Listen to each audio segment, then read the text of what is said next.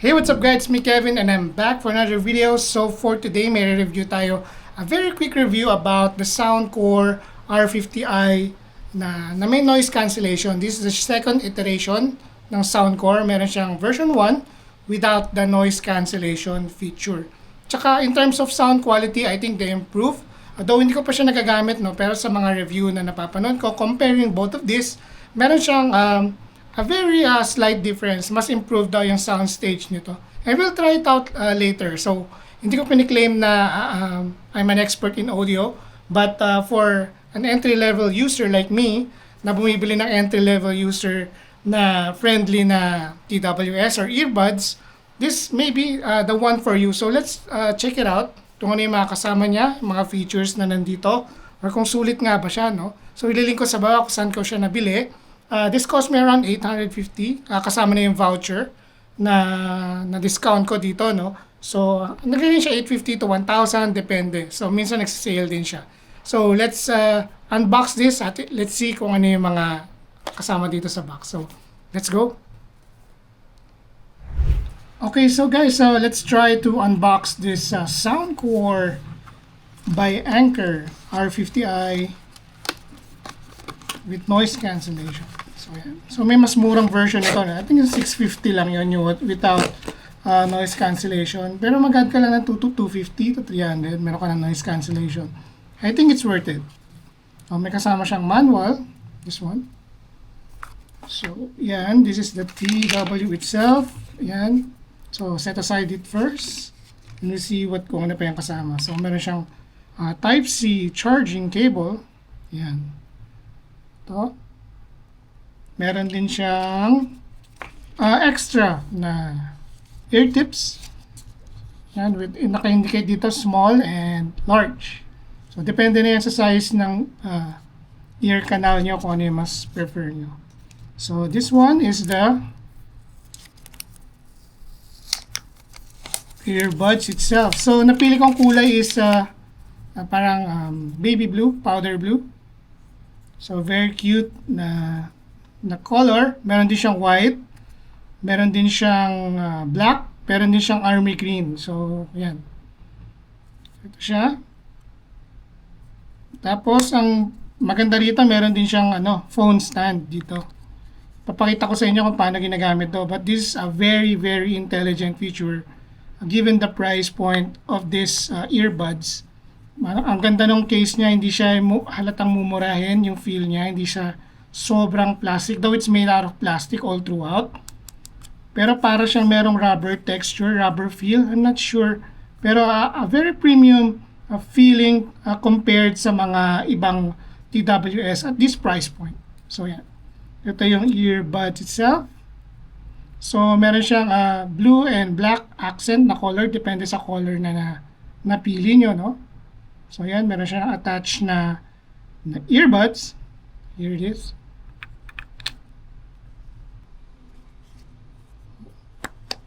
So upon checking, meron siyang of course Type-C port here. Meron siyang Type-C port here sa kanyang likod. Noise cancellation, of course. Meron din siyang sinasabi nila na powerful bass, Soundcore inclusive bass up technology, very immersive, robust audio experience. So try natin lahat yan, yung mga features na sinasabi nila. At it can take up to 10 hours of single charge use. So for the price point, I think more than enough na yon sa mga average user. Extending up to 45 hours pag chinarge nyo kasama tong case na to. So a very, very good longevity in terms of usage. Lalo na pag heavy user kayo. So kahit 10 minutes charging nyo lang daw, no, sinasabi na rito na meron siyang 2 hours of playtime. So capable of fast charging. I don't think it's fast charging but a quick charge feature nitong TWS na to. So, a very, very good feature about it. So, let's see kung ano pa yung features niya. I think meron din siyang phone app na pwede nyong gamitin. I think na-download ko na siya. Let's see here. So, yan, na-download ko na yung app. So, i-add na natin, i-prepare na natin tong earbud sa ating phone. So, yan, no. Tinanggal ko sa case yung earbuds, nilagay ko na sa tenga ko, tsaka lumabas tong Ayan, na-pair na natin siya. It's connected. Let's go back to the app. Yan, lumabas na yung earbuds. Very easy to pair. Very user-friendly. Yan. May firmware update. So make sure na to download and install the update. So wait lang natin matapos. Okay, so habang nagda-download yung firmware, check ko naman yung muna yung fit sa tenga ko. Ito, nakalagay na siya sa tenga ko. So, yung stock na ear tip niya is okay naman sa tenga ko. Hindi naman siya irritating sa tenga or anything. Pero, syempre, kakasuot ko lang. But it's very lightweight. Parang wala kang suot. And I really appreciate the design. Very minimalist lang. Hindi siya lutang na lutang compared sa ibang TWS na nakaangat. Or yung para kang merong malaking bukol dito sa tenga mo. This one, a very subtle design, a very compact design, no? So parang pwede ka rin kahit nakahiga ka, so hindi mo siya maiipit. So yan. Meron din siya mga features mamaya, no? Yung tap, double tap, triple tap. I think nasa app yun na pwede nyo i-adjust. So ipapakita ko rin mamaya yun. So in terms of fitment, approve ako dito. At isa pa sa mga nagustuhan kong features sa kanya, no, yung bottom part niya nabubuksan. So, pwede nyo gawing phone stand. 'Di ba? Saka nakakita ng TWS na case na pwede nyo gawing phone stand. Tapos pwede nyo gamitin yung earphones na ganyan. Yan. Napakasulit, di ba? I'm really impressed. Napakasimple lang nung idea, pero very effective.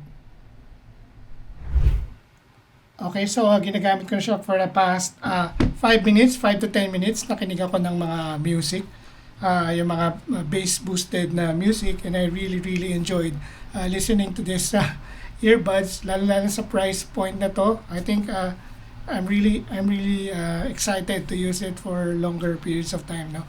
In terms of multimedia using these earbuds, hindi na-stress yung tenga ko, hindi ako I mean, I'm not expecting a very expensive earbuds na experience, but you know, you get what you pay for here, lalo sa features na meron ito, at sa sound stage pa lang panalo na. I think this is one of the best at this price point of around 1,000 pesos or $20. I think it's easy to recommend this one, but this is not yet a conclusion. I-share ko pa sa inyo yung features na nagpanalo. Of course, yung sa software, napakaganda ng software nito. Pwede nyo i-change yung tapping option. Pwede yung single tap, you can pause. You can double tap to play next. Yun yung mga features niya na na-enjoy ko, na nagagamit ko. Meron din siyang i-off yung noise cancellation. Meron din siyang wind noise reduction. Meron din siyang preset na mga sound effects kung gusto nyo boosted yung experience ng pakikinig nyo ng music. Meron din siyang soundcore signature, acoustic, vocals, kung ano yun. Pwede nyo rin may equalizer dito na custom for you na pwede nyo palitan, paglaruan yung yung equalizer kung ano yung prefer nyo. So sa app pa lang panalo na to, napakaraming features, may adaptive ANC levels pa to na pwede nyo i-increase or decrease depende sa ambience nyo, kung gaano kaingay, or kung nasaan kayo, nasa plane kayo, nasa school kayo, or nasa grocery kayo, maingay, you want to tanggalin yung background noise. Or meron din siyang transparency mode, na ibig sabihin nun is maririnig nyo yung paligid nyo. So if you are listening and gusto nyo rin makikinig kayo ng music at may kausap kayo or may kumakausap sa inyo, you can just use transparency mode para marinig nyo yung kausap nyo or yung ambient noise. So, ayun. I really like the soundstage. Hindi siya yung sobrang flat, no? Yung parang gusto ko sa pag nag-edit ako ng video. I want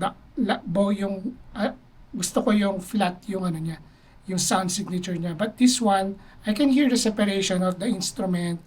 I can hear the vocals, the mids, the highs are very good for its price point. Though hindi nga ako expert sa sound, but given the experience, unang experience ko pa lang, yung pinaka initial reaction ko, yun kagad. Maganda na yung ano niya, yung sound niya, stock mode. yung volume niya is way better sa yung ginagamit ko ngayon na I think that's the Moondrop na space travel. Yun kasi napakahina ng volume kahit naka-max ka na. This one, I think nasa 50 to 70 lang ako nag-range. Malakas na for me. So in terms of volume, sound quality, the features lalong-lalo na sa app, i-download nyo to. It will make your experience way better. So kung ano yung binibigay niya in stock. Stock pa lang okay na. Once more kung pinaglaruan nyo na to. So a very good entry level na earbuds na pwede kong i-recommend kahit kanino. So halagang 850 pesos to 1,000 pesos or $20. Sulit na sulit siya. So yun lang masasabi ko. Ano sa tingin nyo guys?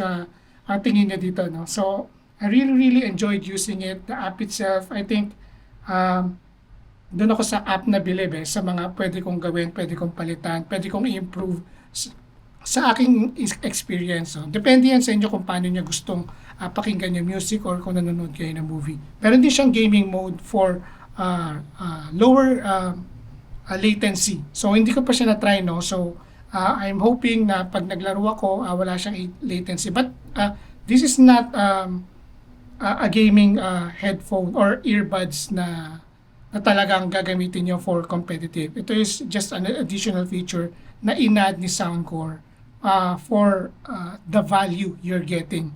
I'm really impressed by Soundcore and Anchor of course sa na-produce nilang product. Hopefully sa mga susunod nilang iteration is may improve pa at hindi magbago yung presyo. So yun lang guys, thank you for watching.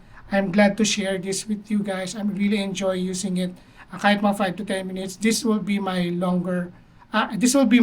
daily driver, lalo sa mga pwede siya gamitin sa pantawag for calling.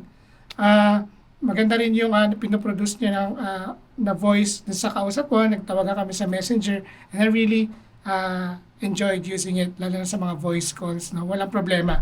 So, yun lang guys. Pag may questions kayo, comment nyo lang sa baba, and if hindi pa kayo subscribe, please do subscribe to my channel. And if may questions kayo, please comment down below. I'll be happy to answer all of it. Thank you guys for watching. I hope may natutunan kayo dito sa video na to. Thank you guys again.